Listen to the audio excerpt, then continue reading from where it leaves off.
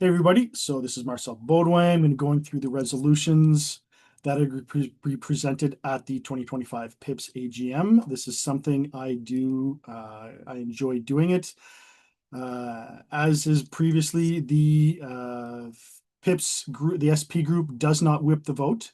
What you're seeing here are my personal recommendations based on my feelings of how PIPS is going and everything.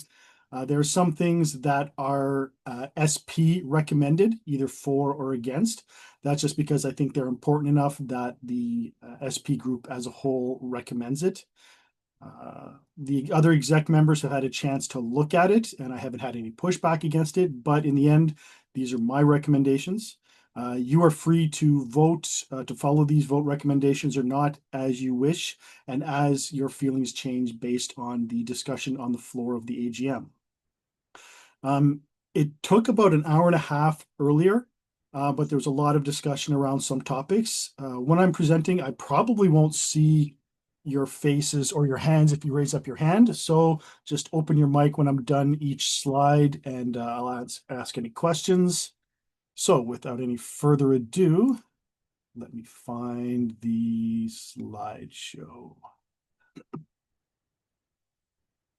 So I think you should all be seeing the cover page that says Analyse des résolutions.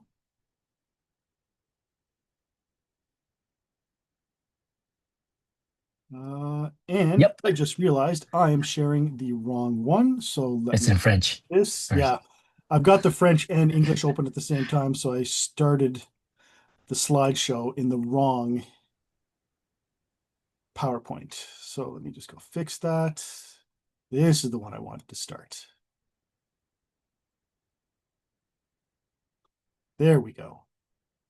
Now find Zoom and share this again. Slideshow. This one should be in English.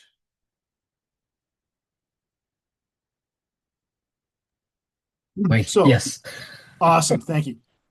So, resolutions analysis. The way they're going to go through is if you looked on the PIPS website, in total, there's about 54, 55 resolutions. They're going to be done financial, then bylaw, then policy resolutions.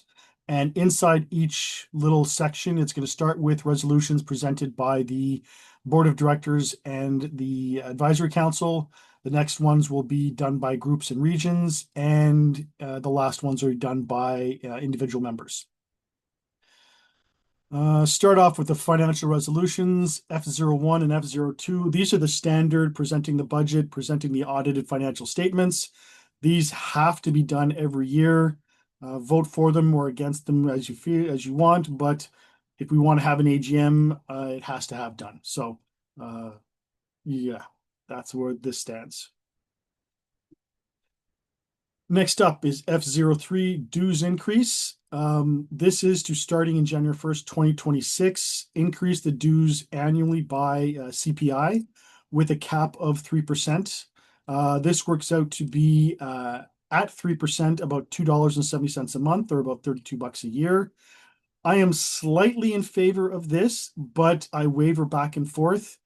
Everything I'm hearing indicates that PIPS this year will have a small surplus of about $500,000, a couple $100,000, $500,000.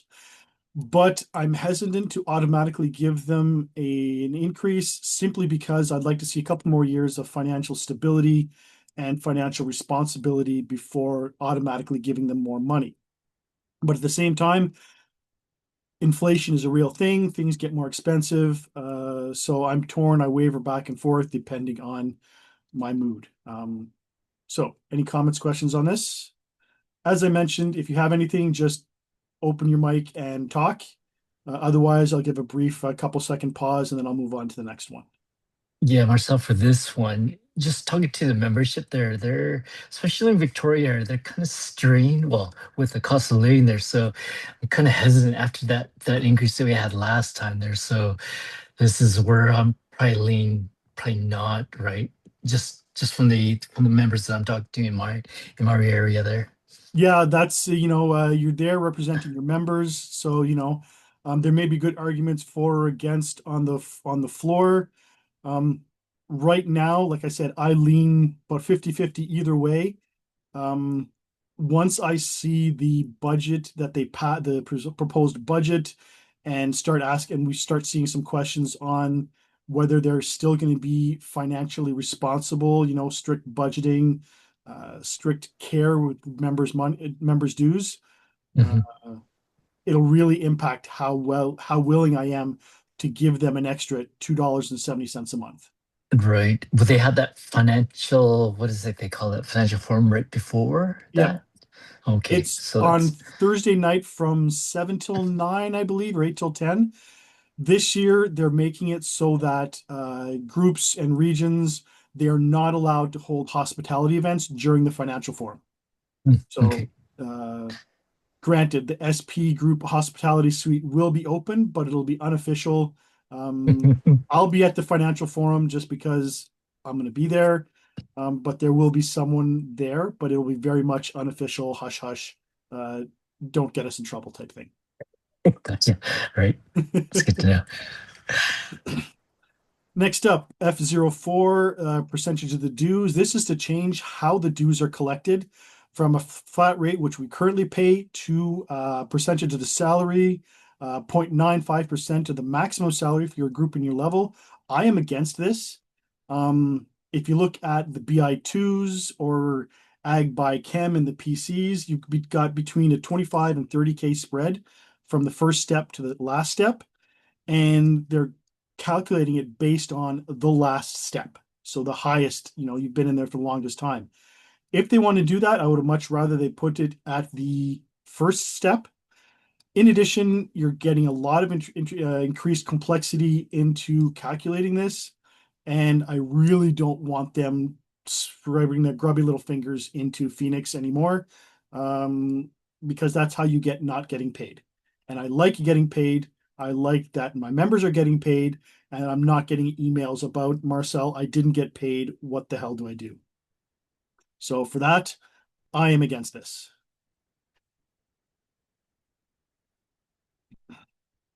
And And that's all for everyone's getting the same service anyway, so it makes sense that everyone pays the same amount for the same service. Yeah, there is an argument that why should a SG Pat 6 who's caps out at 150K a year pay the same dues as a BI1 who starts at, I think, 50 or 60,000? Why should they pay the same amount of dues? But at the same time, our dues are fairly low. So I think even with the 15%, 20% increase last year, we're still right about the midway of the pack. So I'm still good with what we're paying right now. So next up are the bylaws resolutions. Excuse me. So starting in 2026, the board of directors is capping the number of in-person delegates at 500. So no matter how many delegates there are, only 500 will be in the room at the time. The remainder will be virtual.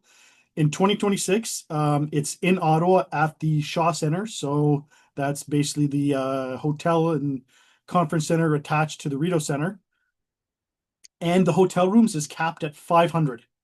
So that is, keep that in mind when you're looking at when we're considering the delegates for this year. The first, and just to note, the board of directors does have the ability. This isn't a violation of the bylaws because the bylaws is silent on whether the delegates are in person or virtual. So the board of directors is allowed to determine that the bylaws, or that the delegates, a certain number will be virtual and a certain number will be in person. So the first one, this is done by the board of directors directly for the AGM size, changing it from one delegate for every 200 members to one delegate for every 400 members. This gives us a total of 506 delegates. As we currently do the math, this is the SP recommendation. We are in favor of this. Right now, with one for 200 members, I think we're at about 850-ish, not closing on 900 delegates. And with an AGM that size, there is nothing in Ottawa that can handle us. There are very few buildings and hotels or conference centers in Montreal or Toronto that can handle us. And those that do, because of the size, they charge us a premium. So it gets ridiculously expensive. And then when you consider that sending it in Montreal or Toronto, you've got an extra day of salary cost recovery for the salaries for members from the National Capital Region, an extra hotel night, more travel. It gets ridiculously expensive really quick. So this is the first of a number of resolutions to change the AGM size. They've organized it in starting from smallest delegation to the largest delegation. And as you go through, when one gets passed, the ones after it will be ruled either out of order or will be withdrawn. So next up is B02. This is the revision of bylaw 17, which is the HRDC, Human Rights and Diversity Committee. This is just to change the language so that it's based on the modern language in the Employment Equity Act. It's just housekeeping. I'm in favor of this. It doesn't change how anything works, doesn't add any more meetings or anything. It's just straight housekeeping. Same for B03 to B06. This is starting last year and going for the next couple of years. The board of directors is cleaning up the bylaws to make the language easier to understand, to make it more modern. So this is based on consultation with an external governance experts. It's all housekeeping, so I'm in favor of this. It's just hopefully to end up with bylaws that are easier to understand and less confusing. Next up is a bunch of bylaws changes that affect the advisory council, B7, B10, and B11. It's just changes in wording to reflect the current practice. It doesn't add any meetings or give any powers to the advisory council that it doesn't already have. It's just to change the bylaw so it reflects how the advisory council currently works.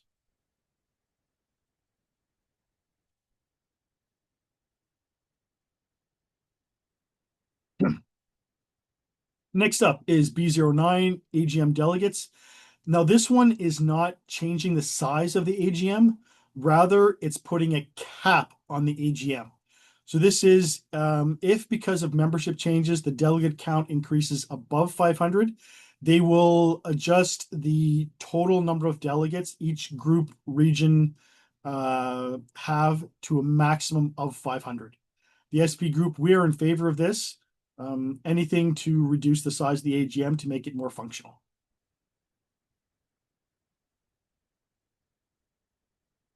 B12, this is from the Prairies Northwest Territories, another thing to change how the delegates are counted from 1 out of 200 to 1 for 300, gives a total of 648 delegates. This will be withdrawn or ruled out of order if the previous delegate count motions pass. SP recommendation is in favor of this. Now, one of the things that the resolution subcommittee could have done is to have had all of the people who are proposing changes to the size of the AGM got together, throw them in a locked room and have them figure something out, and just which one goes forward and all the other ones are withdrawn or just or modified. However, since a lot of them were put together at regional councils or group AGMs, to get permission to withdraw them or to modify them would require going back to the regional council or the group AGM, which just isn't feasible. So that's the way they've done it. So again, we're in favor of this. In favor of this if the previous one doesn't pass. Otherwise, it will be withdrawn or ruled out of order if the first as one passes. B13, another one for the delegate size. This is done by the NR group, and as all engineers, they decide to make things difficult and complicated. This gives a sliding scale for delegates.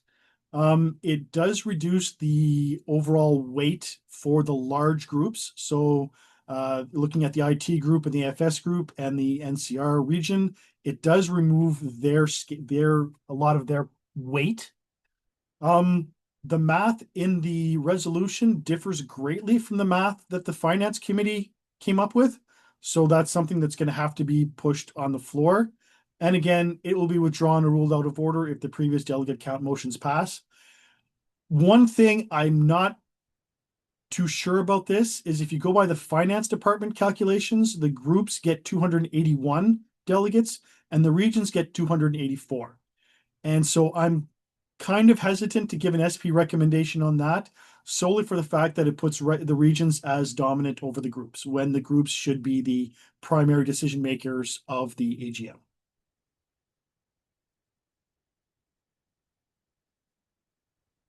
B14 is just a change of the date of elections of officers and directors. This doesn't actually change. This is for the just for the board of directors. This doesn't change the length of the elections. It just means they have to give notice of when the election campaign can officially start earlier in the summer, so that people who are planning on running or who have decided to put their name name in the hat to run have more time to plan their electoral campaigns, et cetera, et cetera. So I'm in favor of this. B15, B21, and B22 deal with reinstatement after people's membership has been terminated for dues and arrears.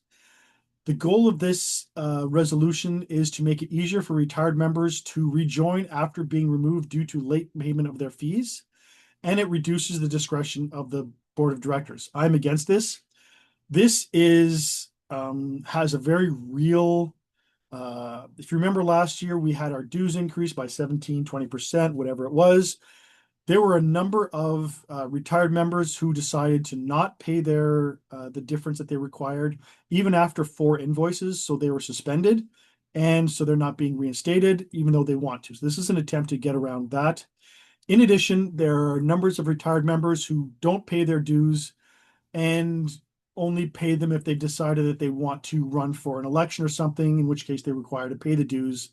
And then if they don't get elected, they stop paying their dues until the next go round if they decide again. So this is just to try to get around those restrictions and to make it a little bit more difficult to leave the power in the. I'm against this because I want the power to remain in the hands of the board of directors over things like this.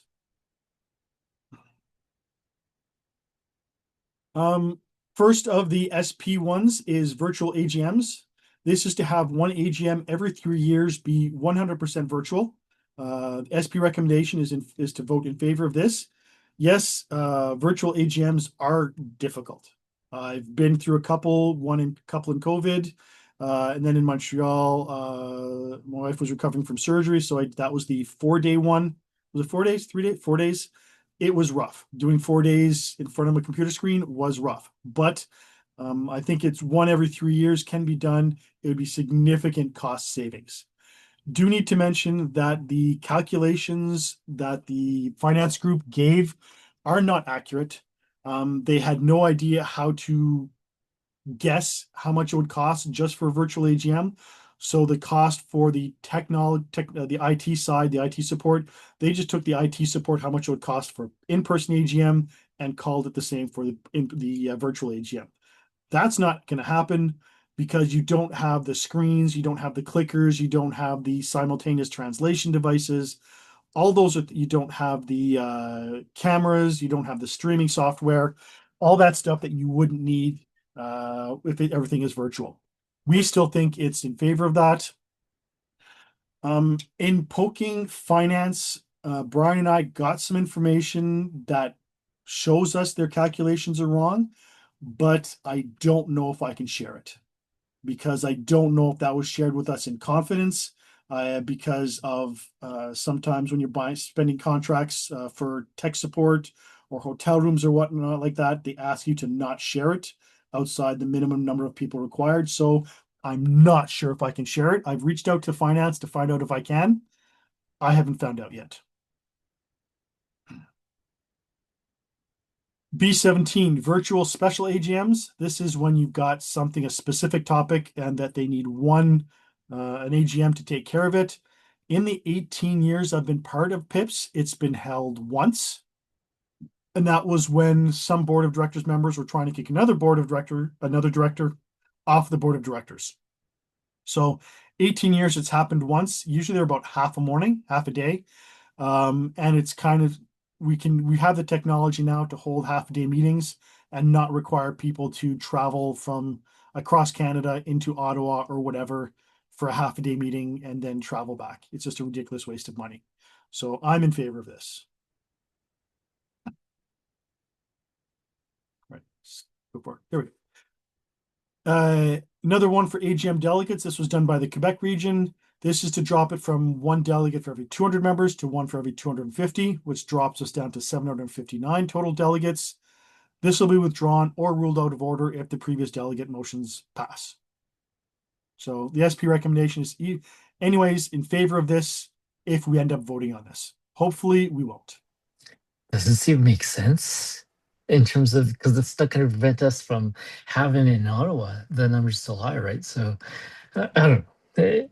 I guess all these reductions, it's like a plan B, C, D, E, just in Yeah. case the other ones don't pass. I guess is that Well, the because strategy? each region or group that put this forward, they Uh-huh. didn't know what the other ones were doing. So Okay, they yeah, you said discussed it and they earlier. came up, well, we think that Mm, this is, mhm. reducing it by from 1 to 200 to 1 250. That's a decent reduction. It saves a couple $100,000.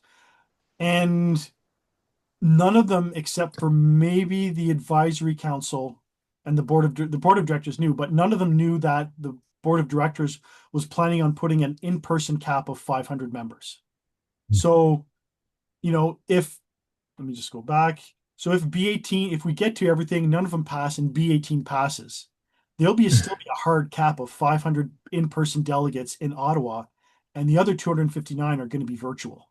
Oh, okay. All right. So there That will makes be sense. a slightly more expensive, be slightly more expensive than just 500 in person, Mhm. but it won't be an extra 750, another 250, 60 people, because that's Right. 260 people. You're not doing hotel rooms. You're only doing one Meals and day of stuff. Yep. cost recovery for salaries as opposed to two. Mhm. No travel, uh, no daily incidentals, and you've only got your lunch per diem that gets covered. So it's a bit easier. It's a bit less expensive. Okay. Great. Thanks. B19 retired members dues. Currently, they pay only 8% of regular member dues, and that's compared to affiliate members, which are people who are just, friends of PIPS who pay 25% of our regular member dues. So this is to have the retired members pay 25% at the least to the same as affiliate members. So the SP group is in favor of that. And that's it for the bylaws resolutions, and the remainder are all policy resolutions.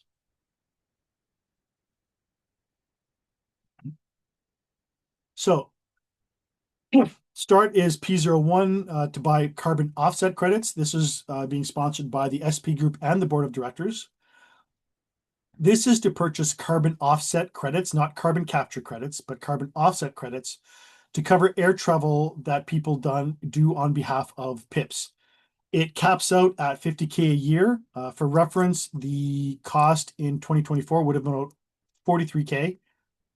This is not an attempt to shame anybody or anything like that. This is just an acknowledgement of the fact that climate change is real, and that there's a lot of travel that has to be done by PIPs, especially, we're from coast to coast to coast, six different time zones and thousands of kilometers apart. So there is some travel that has to be done. And this is a good way for carbon offset to reduce the impact that we have on the climate. It would be done through purchasing credits through reliable carbon offset programs that have been audited and are found to actually produce real results, not just some fly by the night Marcel and Brian's carbon offset program that also happens to buy us Rolexes every year. So the SP group is in favor of this. PO2 is the HRDC member selection process. This is to change how it works so that the HRDC membership has someone from each equity seeking group, and the membership will be determined by members of each equity caucus. It shifts it from regional choices, which are very political, to a more equity-focused model. I am in favor of this. Currently, the way committee memberships is picked is that the regional directors pick the membership, which means it's very political. A lot of times it's who the regional director likes as opposed to who is best for the spot. PO3 is CLC convention delegates. This is the Canada Labor Conference that is done every 3 years. I believe the last one for the Canada Labor Conference, they did it in New York and Toronto. It's ridiculously expensive. It's a 5-day thing. And the motion is to allow the board of directors to pick half of the delegates, as opposed to currently, I believe it's all groups and regions that pick it. Last time, because of the cost, PIPS only sent about half of the members that we were entitled to, just because the cost to send someone to the delegation, to the registration fees, is expensive, plus 5 days of hotels, 7 days, 6 days, 7 days of hotels, per diems, cost recovery for salaries. It gets ridiculously expensive really quick. So we usually typically only send about half the members that we're entitled to. So I'm for this. PO4, policy on negotiations and labor disputes, changes how strike pay is calculated. There's different things on whether it's a full strike or a more targeted strike. I'm not going to get into it. You can read the motion yourself. The last time our strike pay was updated was 2005, so we are quite 20 years out. And we do have a lot of money in the strike fund. I don't remember offhand, but it's I think I want to say 15 or 17 million dollars. So we have enough that we can get with targeted precision strikes and activity. We do have quite a while, assuming it's not a full-on general strike.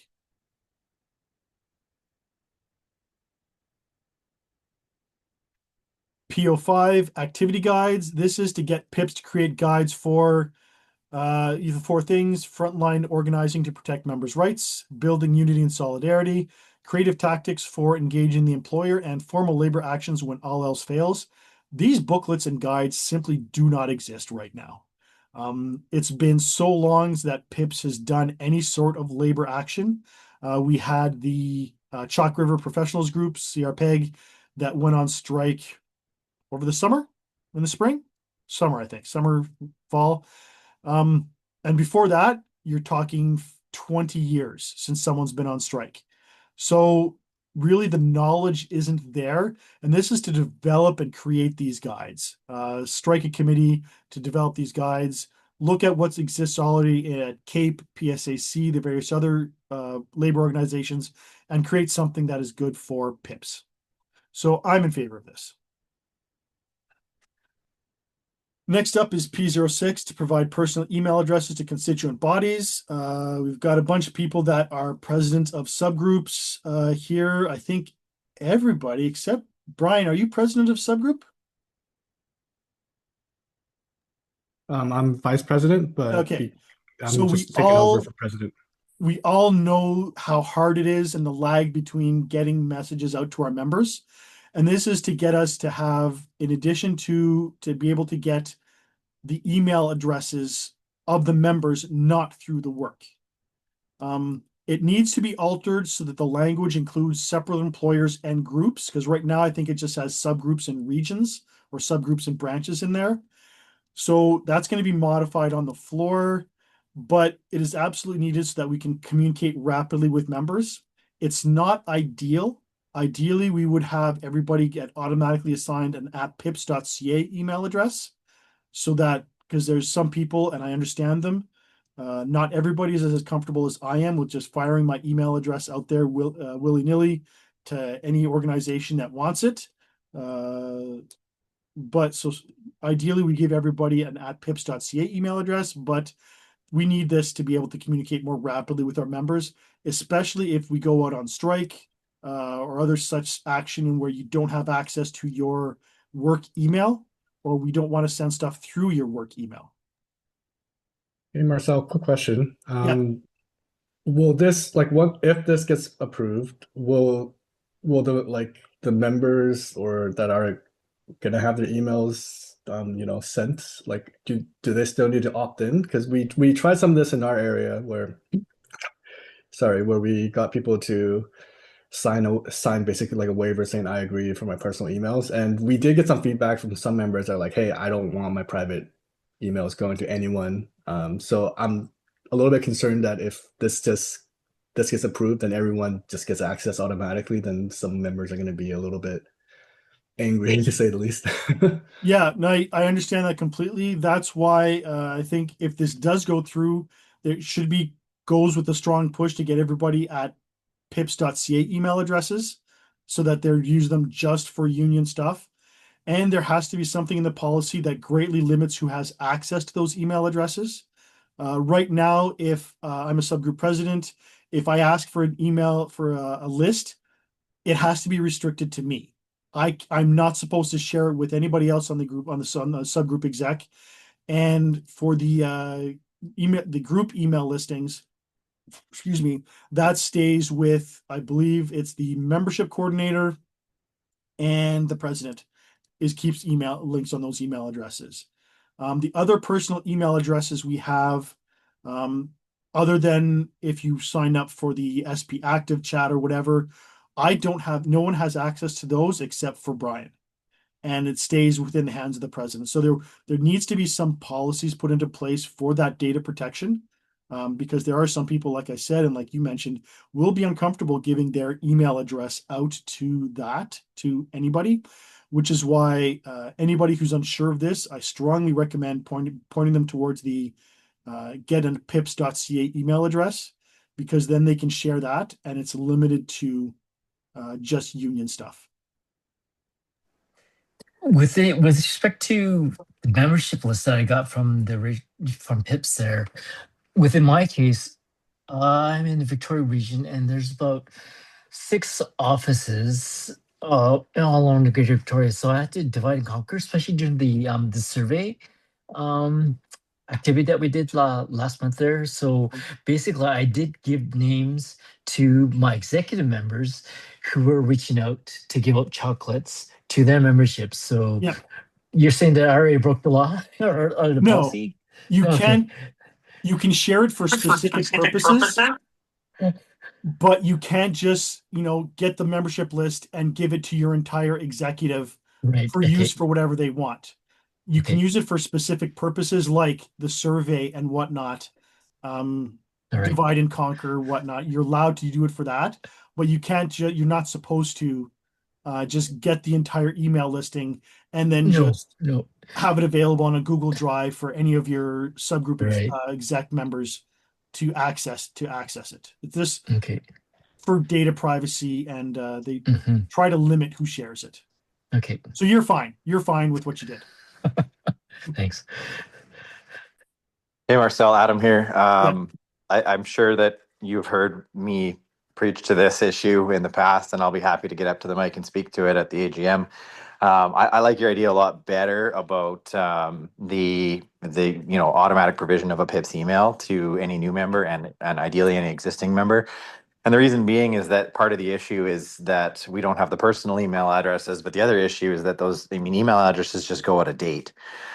People change them, people switch, people go from, the Hotmail address they had when they were in grade 12 that isn't really work appropriate anymore to the Gmail that they create when they're becoming a professional, etc. And the PIPS email address would be assigned by PIPS and really only used for PIPS things. That to me, that's a much better option. When I had to go through my membership list, I had 5 of 40 of my ECCC members that had a current work email address and combed GEDs myself. So I can imagine we're going to run into some of that even with personal emails. And I'd way rather see that PIPS email policy go in place, which is probably a big issue for IT. But I think that's a way better option than even this. Well, Enzo's, when he got his subgroup listing, there were dead people in his list. Mm-hmm. Yeah. I had people in my listing that hadn't worked at SIPO for 5 years Yeah. Yeah. and Absolutely. some were executives. And Yeah. they're like, thanks, but I'm in EX now, Marcel. I really shouldn't be on this list. Oh, And yeah. so there's an Abs- issue with PIPS not checking the data that they Yeah. have. Yeah. Agreed. They add people to the list, but they don't clean it up. Yeah. Yeah. And I think, like I said, I was able to go through GEDS myself and update a lot of those phone numbers and emails. But I mean, if you have a large subgroup, that's something that can be done with a program to comb GEDS by membership, as opposed to, the labor intensive process of just keying in every single name and getting the work emails. But all of that could be sidestepped by providing an automatic PIPS email address to any member, Yep. that signs up. So next up, P07 to P09. These are all things, motions that were presented by the advisory council. P07 was for the website. P08 was lobbying. P09 was a steward program. These were put forward because there really hadn't seen any movement on any of them. But everything we're hearing is that the website is either going to be announced or launched at the AGM. We saw that there was a significant increase in lobbying. The regions had a lobbying week about a month ago, and this week they're doing a lot in the NCR, and they've been making a lot of progress in the steward renewalship program thing. So the advisory council decided to withdraw these resolutions. P10 is another one to provide personal email addresses to constituent bodies, similar to P06, has the same issues. Again, the best way to do is to get an @pips.ca email address. I highly recommend in any communication you send out to your members, ask them to get an @pips.ca email address. If it helps them, mention that I've had mine since 2017, so going on 8 or 9 years now, and I get, other than the spam I get for signing up at the AGM to win stuff, I do not get other spam. I have yet to get one piece of spam in my pips.ca email address. I get Via because I signed up to win something from Via. I get Porter because I signed up to win something from Porter. And I think I get Air Canada because I signed up to try to win something from Air Canada. And that's it. All right. P11, meetings of committees of the board. This was something the SP group put in 2 years ago or last year to change it to from 6 in-person meetings to 4 in-person with the remainder virtual.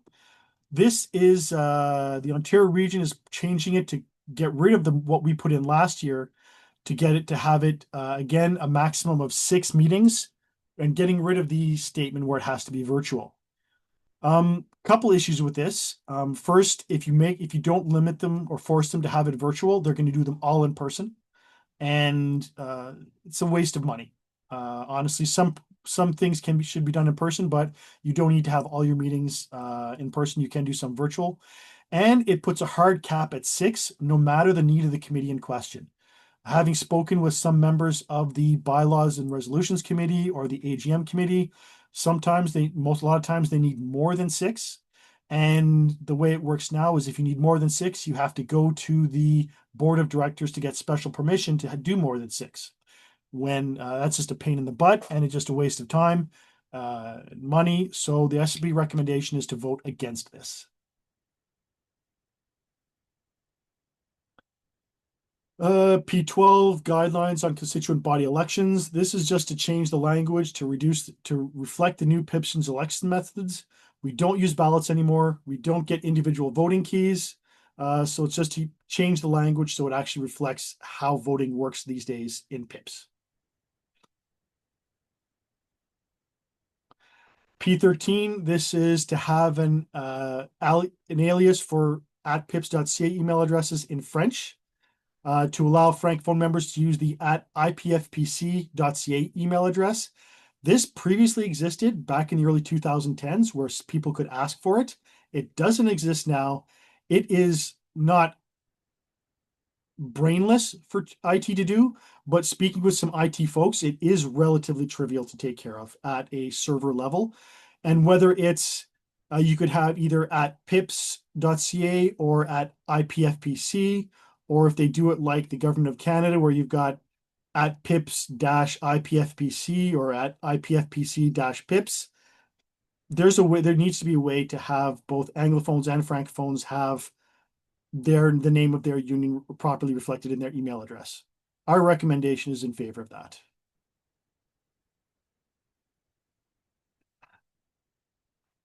P14 is to increase the allowances for branches and subgroups by 25%. I recommend, and the SB group is recommending against that.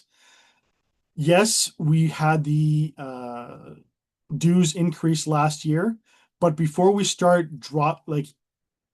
increasing the dues all the way down the line in a cascading effect, I want to make sure that PIPS is being properly financially responsible in using their money, in spending the money, in budgeting their money. So before we start increasing for spending money for branches and subgroups, I want to make sure that PIPS is actually spending money responsibly first and has a good handle that is more than just 1 year. From what I've heard, the scuttlebutt is that we're expecting about a surplus of about 500,000 this year. So it's good, but again, like I mentioned, that's just 1 year. I'd like to see it 2-3 years before we start spreading the wealth to the subgroups and branches. P15 deals with subgroup visits by presidents from the group. Currently, presidential visits to subgroups are reimbursed by PIPS for visits to AGMs and only AGMs. But in places like Winnipeg or Toronto or Vancouver, where you've got a number of subgroups in close proximity, it's right now, it's hard to expect or to force subgroups to all have their AGM close within a day or two of each other, so that Brian could go and do one AGM one night, the next another AGM the next night, another AGM the next night. But it's much easier to do, an AGM and then maybe a lunch and learn or whatever, all close in proximity. It'll save money. So the SB group is in favor of that. P16 was withdrawn. We have no idea what it was. It was withdrawn as soon as it got posted before it even got posted to the website. P17, this is for group AGMs. This is to make sure the policy for the number of group AGM delegates to be the greater of 1 or 200 or the group exec size plus 1. There are some groups the way the math works now is that the executive committee has the majority of members of delegates at their AGM. So the exec can just railroad through any decisions that they want without the members being able to do anything. And it shouldn't be like that. The members at the AGM should be able to override the wishes of the group executive. So I'm in favor of this. P18 constituent body minutes. This is another one. Submitted by the SP group to have them published within a month of being approved and submitted. This could require a lot more staff. We're debating whether or not we're going to withdraw this, simply because it appears that there was just a bottleneck inside PIPS due to staff and other issues that has been resolved. So the publishing of minutes for group executives, executive committee meetings is no longer delayed months and months and months. So we're debating whether we will withdraw that on the floor or not. P19, the policy of financial support for member participation meal stop. This was put forward by the Atlantic region, I believe. I think Marcus can confirm. This was to treat currently, if you remember, if you leave a meeting in the evening, meeting finishes at 5, as long as you get home by 8, including a 1-hour stop for supper, you're not entitled to an evening, another night in the hotel. This is to change it so that in the mornings, if you leave before it, that you can, if you have to leave significantly early, that you can get a hotel night. Now, The way it works is you have to be able, if you have to leave your house before 7 a.m. However, if anyone's having in Vancouver or Toronto or Ottawa, sometimes it takes an hour to go 10 kilometers because of traffic. So that means that a lot of people in those regions, if they have to go to a meeting, they're going to be entitled to a meal the night before, a hotel the night before.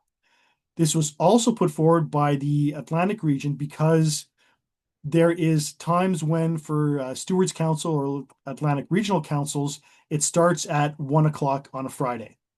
And so people leave early in the morning, and there's currently no provision in the bylaws for a meal stop for lunch if you're traveling in the morning.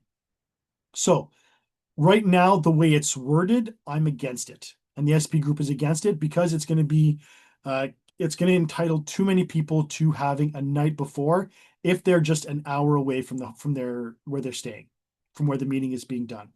And for me, it takes me about an hour by bus to get from where I'm my house to when we were staying in downtown Ottawa when the meetings were there, and it was about 50 minutes by taxi or by car. So it would be trivial for me to work the system to say it takes an hour, I get a room the night before, and we don't want that. We want it to be more equitable.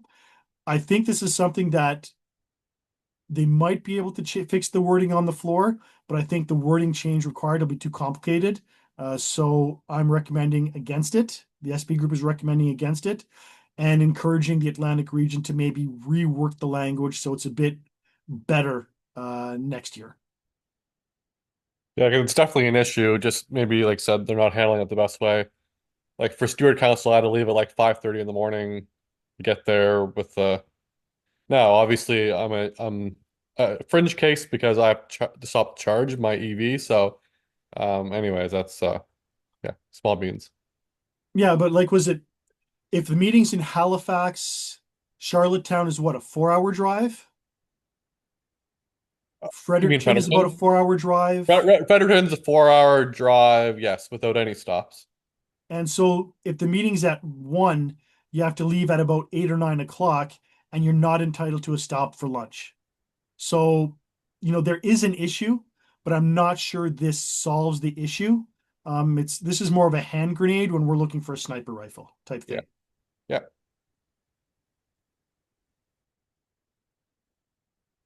P20 PIPS elections transparency.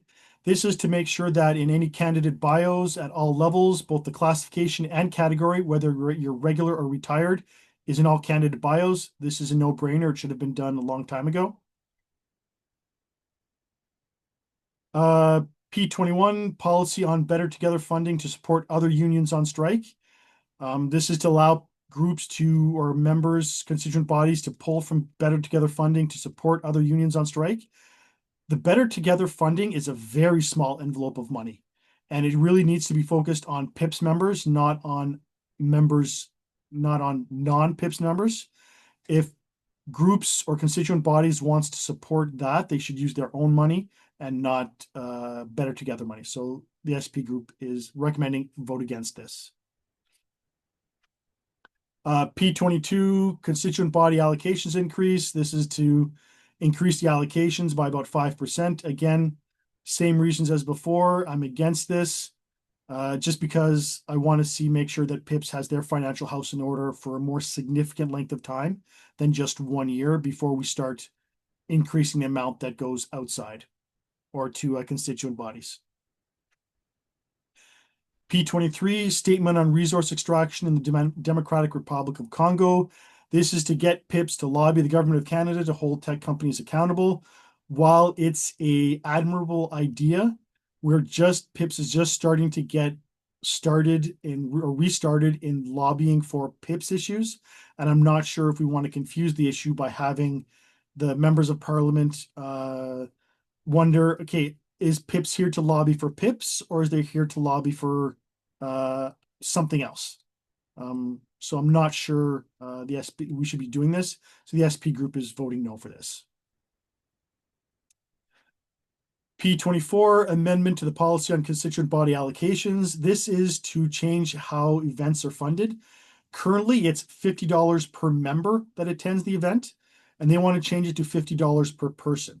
So, Marcus, you've got one son, two kids? One son, yeah. Okay, so just to use Marcus's family for an example, if his subgroup is putting something on and Marcus attends, they can $50, and Marcus and his family attend, it's $50. What the change would do is that Marcus, his wife, and his son will show up. That's $150 that they're entitled to spend towards it. So it really ramps up the costs a lot. And so the SB group is against that. P25, divestment from genocide. This is the one about divesting anything having to do with Israel. I am not giving a recommendation on this. This is far too political a topic. It's an oversimplification of a situation that covers decades and decades of issues and thousands of incidents. And I don't know enough to offer any recommendations.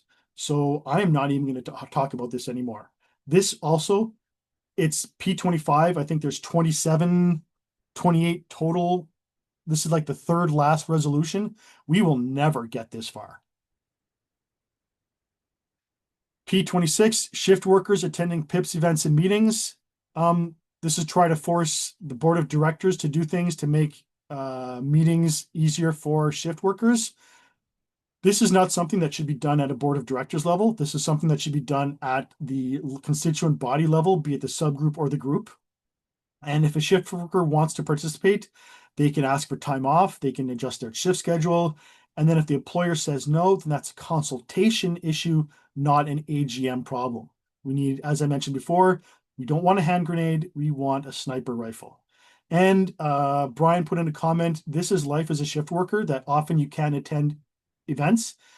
And on the other side, as a shift worker, if you attend something on a Saturday or Sunday, you might get salary replacement for attending on the Saturday or Sunday that non-shift workers don't work. So we're against this.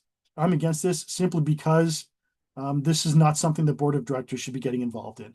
This is something that needs to be done at the local group or subgroup level or branch, region branch level if they want to take care of it. P27 was withdrawn. And P28 is the last one. It talks about accountability for social media statements and subsequent impacts on affected members. This is to try to get the Human Rights and Diversity Committee to deal with complaints to PIPS about members posting on social media posts to see if these posts are human rights violations. This is going to be rolled out of order for a number of reasons. There's already the dispute resolution method that exists to deal with member conflict like this, including social media posts. There's no need to create a new way path. The motion would allow the HRDC to override decisions of the president of the board of directors, which is not permitted according to our bylaws. And it would also, it invites members to sit in on disciplinary hearings and disciplinary investigations, which is a violation of the confidentiality that currently exists in the disciplinary framework that exists. So it's going to be ruled out of order. If it's not, I highly recommend voting against it. So that is done. Get that. Question for you, Marcel. Sure, ask away. So if that one were to pass, does that not also confer some liability onto the HRDC for policing those types of matters? My fear is that it would turn the HRDC into a committee now that just looks at human rights inside PIPS and how PIPS can improve, into a way to punish people for saying something on social media that a member doesn't like. Yeah, it becomes a disciplinary body. Yes. Yeah. Yeah, that would be my concern. And my, I guess, and as an extension of that, I would be concerned that if the HRDC looked into something and was given that power and did not find in favor of the complainant, that there could be an appeals process, and then they, could seek outside counsel. I mean, there's a lot of snowballing could happen from that, and that's not the intent of the HRDC to begin with. Yeah, and it would have a very chilling effect on people's posting in social media. Mhm. Yep. And, you know, I'm not sure that's something that first of all, it's not in the mandate of the HRDC to police social media, and they don't have the training. Because let's be honest, out of let's say the 80,000 members in PIPS, how many of them are intimately familiar with social media and how things work on social media? I would say a minority of them. And looking at the people that are on the HRDC, I would probably assume that none of them have any experience with social media in any extent other than, my grandkid got posted something on Facebook. So it's something that we don't want to get into because it's a giant Pandora's box of unintended consequences. Like I said, if only for the fact that it would let members who are interested in finding out what's going on sit in on a disciplinary hearing of another member. And that's just a breach of confidentiality of both the member who the complaint would be against and the person doing the complaining.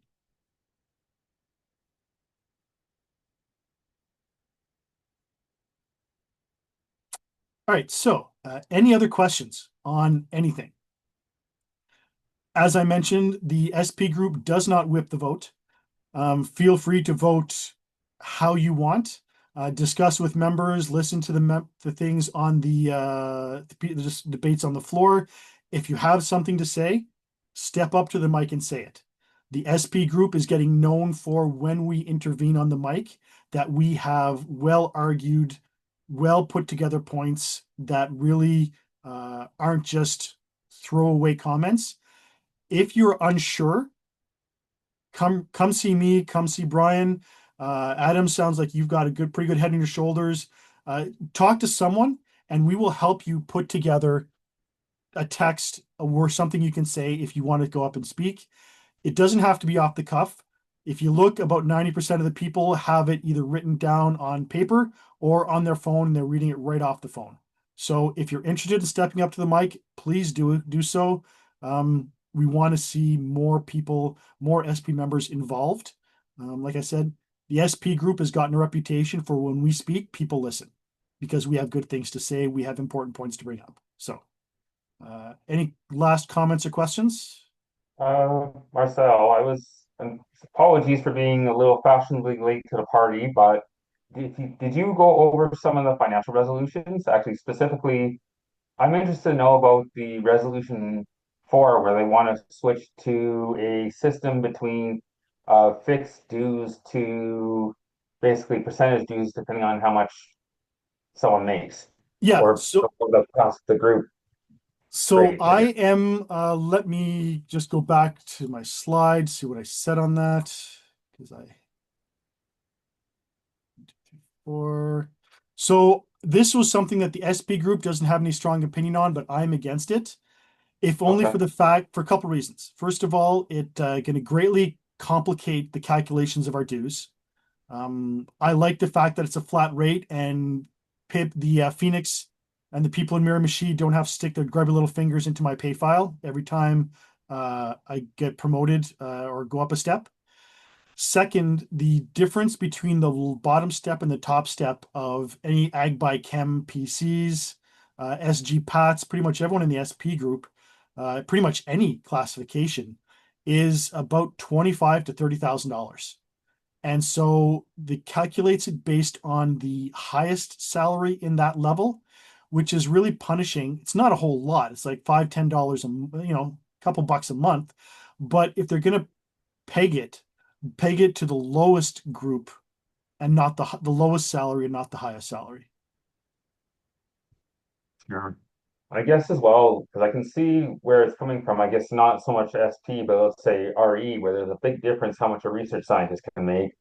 I can see why they have their concerns, but at the same time, I can see from a SP point of view, yeah, our salaries are generally more consistent, even with that, and along with even the SGs.